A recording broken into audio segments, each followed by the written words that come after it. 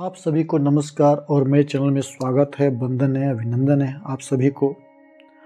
आज यह गौतम बुद्ध द्वारा कही गई कहानी है। गौतम बुद्ध ने बताया कि कर्म क्या है और कर्म से दुख सुख का संबंध कैसे है। तो कहानी को स्टार्ट करने से पहले मैं आप लोगों से रिक्वेस्ट करता हूँ, प्रार्थना करता हूँ कि कृपया मेरे चैनल को सब्सक्राइब कर लीजिए। तो कहानी को स्टार्ट करते हैं। कहानी को अंत तक जरूर सुनिएगा। यह कहानी बहुत ही रोचक और मज़ेदार है और ज्ञानवर्धक कहानी है। तो स्टार्ट करते हैं। एक समय की बात है जब महात्मा गौतम बुद्ध अपने शिष्यों के साथ ध्यान और ज्ञान की चर्चा कर रहे थे। उनके आश्रम में एक शिष्य ने एक महत्वपूर्ण प्रश्न पूछा, महात्मा, कर्म क्या है और कर्म हमारे सुख दुख का कारण कैसे बनता है? महात्मा बुद्ध मुस्कुराए और बोले, वत्स, मैं तुम्हें इस सवाल का जवाब जरूर दूंगा, लेकिन उसके लिए मुझे तुम्हें एक कहानी सुनानी होगी। इसलिए मैं तुमको यह कहानी सुनाने जा रहा हूँ। इस कहानी के माध्यम से तुम सभी शिष्य यह समझ जाओगे कि कर्म क्या है। एक समय की बात है, एक राजा और उसका मंत्री अपने देश के भ्रमण पर गए। भ्रमण करते करते जब वे एक बाजार में पहुँचे तो वहाँ राजा को एक दुकानदार दिखा जो चंदन की लकड़ियाँ बेच रहा था। उस दुकानदार को देखते ही राजा को एक अजीब ख्याल आया।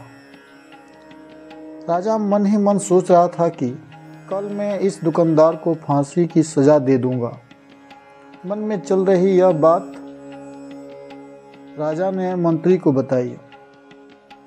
इससे पहले कि मंत्री कुछ बोलता, राजा उस दुकानदार की दुकान के सामने से आगे निकल चुके थे और दुकानदार को फांसी लगाने की बात छोड़कर दूसरी बातें करने लगे। लेकिन मंत्री ने मन से वही फांसी वाली बात निकाल नहीं रहा था। बार बार वही बात उसके दिमाग में आ रहा था। वह मंत्री बहुत ही चिंतित हो गया। वह यह समझ नहीं पा रहा था कि आखिर राजा दुकानदार को फांसी लगाने के बारे में क्यों सोच रहे थे।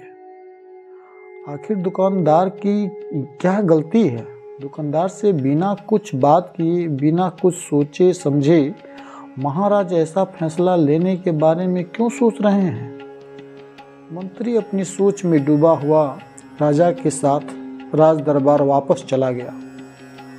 वापस लौटने तक सूरज डूब चुका था, इसलिए राजा अपने कक्ष में विश्राम के लिए चले गए। लेकिन मंत्री को रात भर नींद नहीं आई। फिर जैसे तैसे करके वह सो पाया। सुबह जगने के बाद मंत्री के मन में एक ख्याल आया कि क्यों ना मैं भेष बदलकर दुकानदार के पास जाऊं। इसलिए भेष बदलकर एक साधारण प्रजा का रूप बनाकर उस दुकानदार के पास गया और उसने पूछा, तुम क्या बेचते हो? दुकानदार ने जवाब दिया, मैं चंदन की लकड़ियां बेचता हूँ। फिर मंत्री ने आसपास के लोगों से पूछा, ये दुकानदार क्या बेचता है?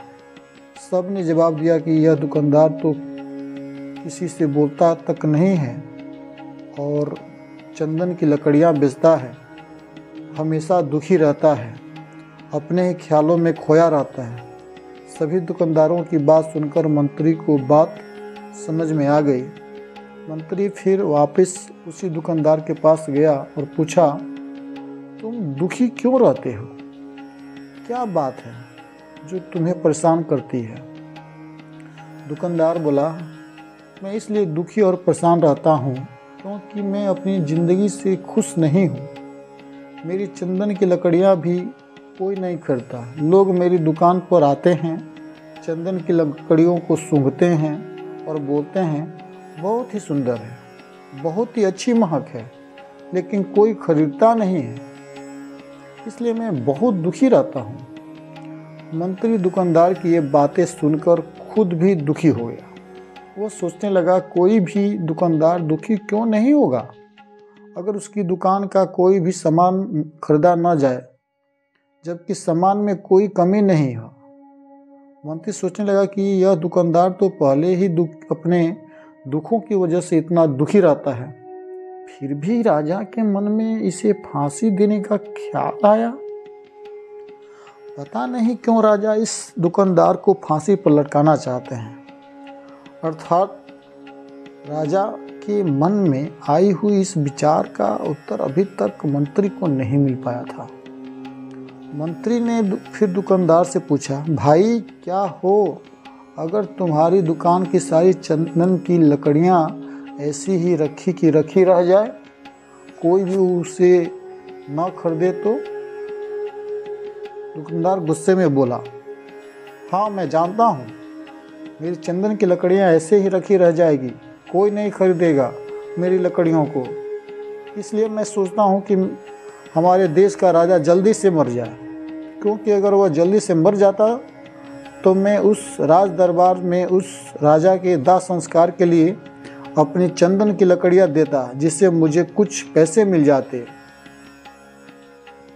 और इस बाज़ार के अलावा बाकी के लोगों को भी मेरी चंदन की लकड़ियों के बारे में पता चल जाता। तो अगर ऐसा हो जाता तो फिर शायद कुछ लोग मेरी दुकान से लकड़ियां खरीदने जरूर आते।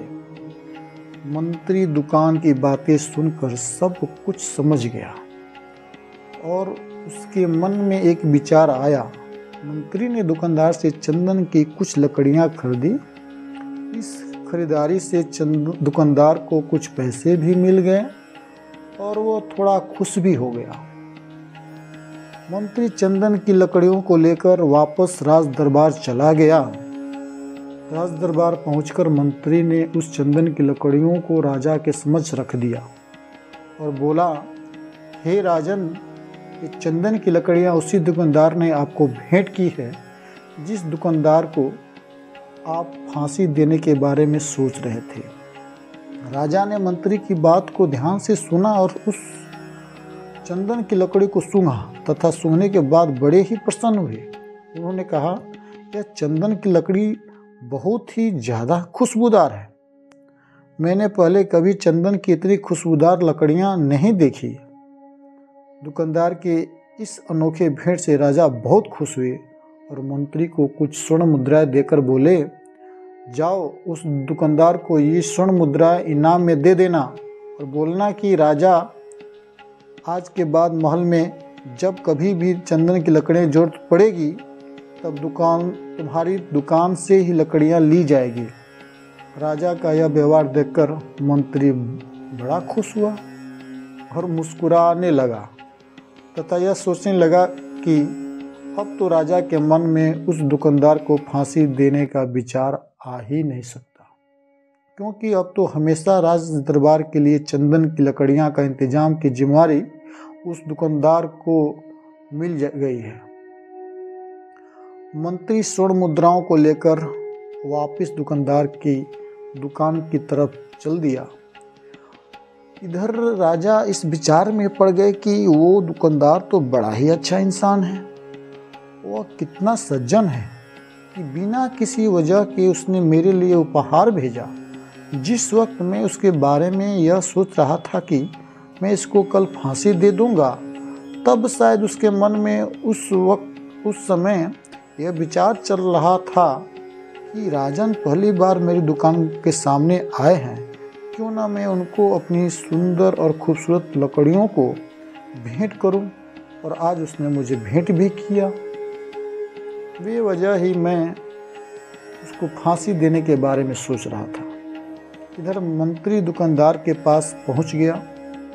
मंत्री ने राजा के द्वारा दी गई स्वर्ण मुद्राओं को दुकानदार को देते हुए कहा कि जिन चंदन की लकड़ी को कल मैं खरीद कर ले गया, उन चंदन की लकड़ियों को राजा ने बहुत पसंद किया और इनाम के तौर पर तुमको यह कुछ स्वर्ण मुद्राएं भी दी।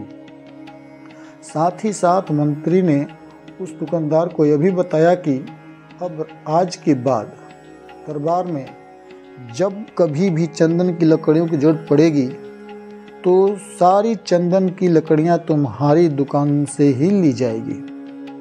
दुकानदार मंत्री की बात सुनकर बहुत ही खुश हो गया मंत्री ने दुकानदार से पूछा, क्यों भाई, तुम तो राजा के बारे में इतना बुरा भला सोचते थे, लेकिन देखो राजा तुम्हारी कितना चिंता करते हैं।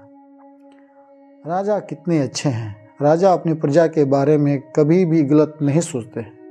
वो अपनी प्रजा का हमेशा ख्याल रखते हैं। इधर दुकानदार का भी मंत्री की बातें सुनकर खुद को कोस रहा था। उसे खुद पर गुस्सा आ रहा था। दुकानदार मंत्री से बोला, मैं राजा के बारे में कितना गलत सोचता था। राजा तो बड़े ही अच्छे इंसान हैं, बड़े ही भले राजा हैं। उनका दिल तो सोने के समान है। भगवान करे कि राजा की बहुत ही लंबी आयु हो। यह बात सुनकर मंत्री भी बहुत खुश हुआ। फिर मंत्री वहाँ से वापस राज दरबार को चला गया। बस यहीं पर महात्मा बुद्ध ने इस कहानी को समाप्त किया। कहानी समाप्त करने के बाद उन्होंने शिष्यों से पूछा कि अब बताओ कि कर्म क्या है। किसी शिष्य ने कहा, कर्म बोले हुए शब्द है। किसी शिष्य ने कहा, कर्म वाणी है। तो किसी ने कहा, कर्म सोच है। तो किसी ने कहा, कर्म भगवान है, कर्म भावना है, वगैरह वगैरह। अपने सारे शिष्यों का जवाब सुनने के बाद महात्मा गौतम बुद्ध ने बताया कि कर्म हर एक इंसान के खुद के विचार होते हैं।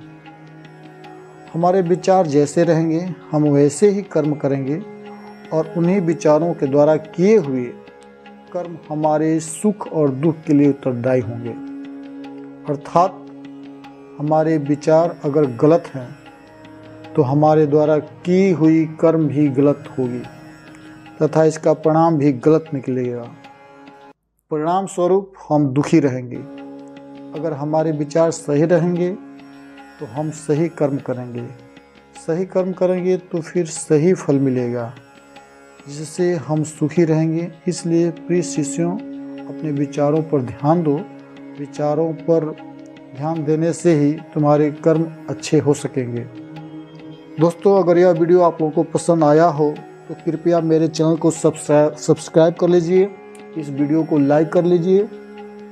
आप लोगों का बहुत बहुत धन्यवाद। जय हिंद, जय भारत।